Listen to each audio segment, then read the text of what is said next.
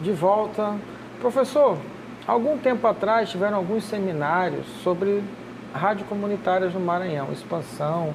O governo atuou muito nessa propagação dessas rádios comunitárias no interior. O Edilson, inclusive, é o presidente da Associação Nacional, isso. Não é isso, Edilson? Não, Maranhense. Brasileira no Maranhão. Isso. Como é que você vê as rádios comunitárias, principalmente do interior do Maranhão, com essas novas possibilidades do mercado que está aí em constante evolução, movimento e até assim, tecnologias ficando obsoletas muito rápidas?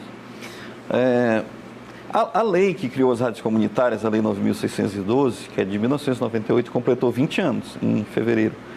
Ela é uma lei muito restritiva, né? A rádio comunitária, ela existe, ela funciona. Tem uma proposta muito agora boa de aumentar vontade, a potência para 150 watts. Para 150 watts. A potência é só 25 watts. Segundo a lei, antena de 30 metros, rádio comunitária não pode fazer comercial, não pode ter publicidade, só apoio cultural.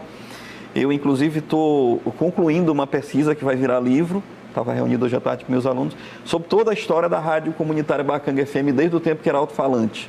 O livro vai ser lançado em novembro desse ano.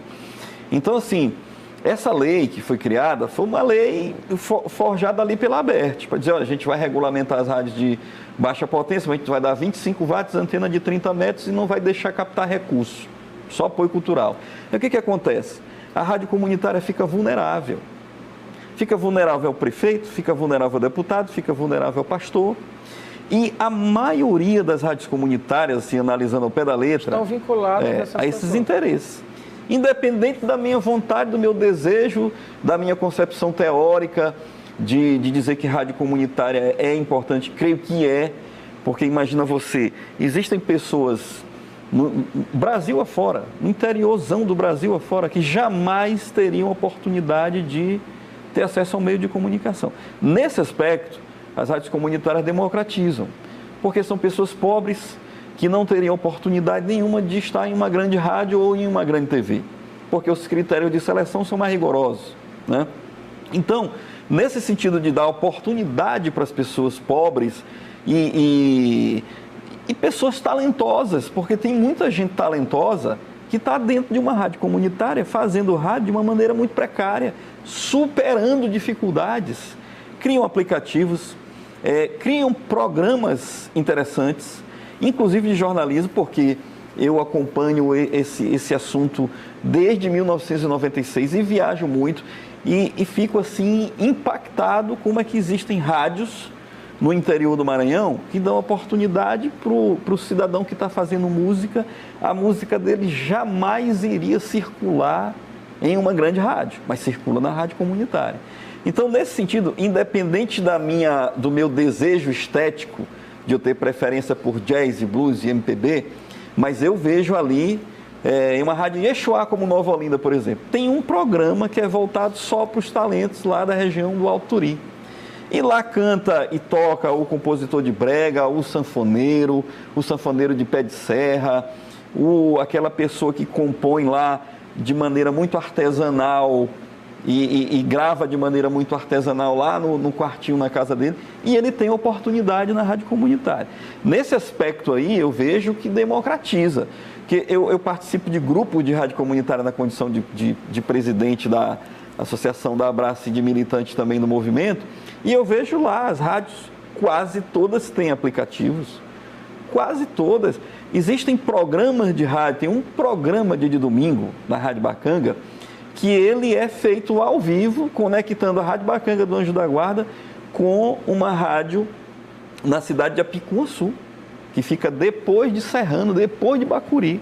E eles fazem um programa ao vivo, uma emissora em São Luís, no Anjo da Guarda, e uma outra emissora conectados pela internet. Na posse do governador Flávio Dino, aqui em 2015, nós conseguimos fazer uma transmissão, montamos o QG na Praça Pedro II e conseguimos fazer uma transmissão mobilizando aproximadamente 50 rádios pela web. Isso pela web. Eu ia fazer uma pergunta. Você acha que esse modelo de torre transmissor, ele vai durar muito tempo ou ele também já está ficando obsoleto? Eu creio que nos grotões não é obsoleto porque não tem pacote suficiente de dados para poder rodar um aplicativo. Então, esse modelo de torre de transmissor para as pequenas emissoras, ele ainda é um modelo que vai perdurar por muito tempo. Em cidades como a capital, São Luís? Aqui na capital tem problemas também, porque nem todo mundo tem pacote de dados para rodar aplicativo, né? Esse exemplo lá da ilha de Guajarutiba, em Cururupu, como é que funciona? São 17 ilhas da reserva extrativista. Só tem uma ilha que tem acesso à internet. A gente tem que ir para a porta da escola, porque o sinal só conseguimos captar na porta da escola.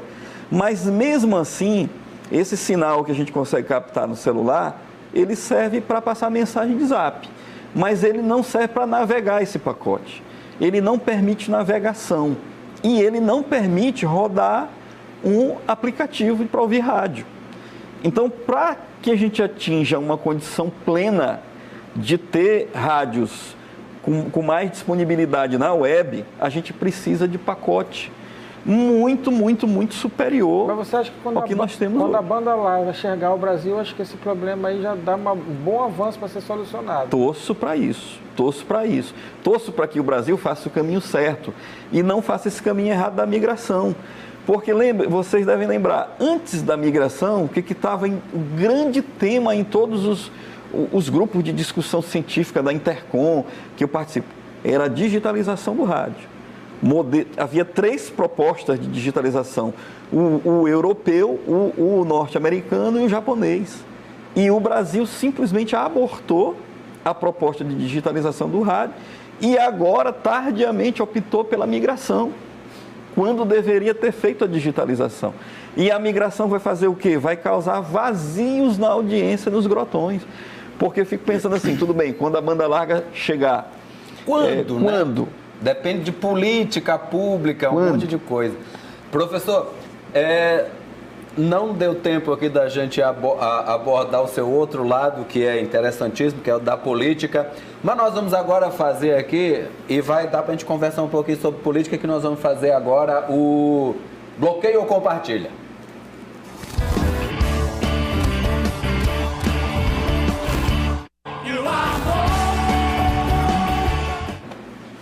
Bom, vamos lá, o primeiro nome aqui para o professor Edwilson ver se ele bloqueia ou compartilha. Muito bem, começamos com o candidato a vice-presidente da República, Fernando Haddad. Compartilho. Compartilhado? Preparado, candidato qualificado, já tem uma experiência administrativa, compartilhado. Será que vai ser vice mesmo? Bastante provável. Vamos ao segundo nome.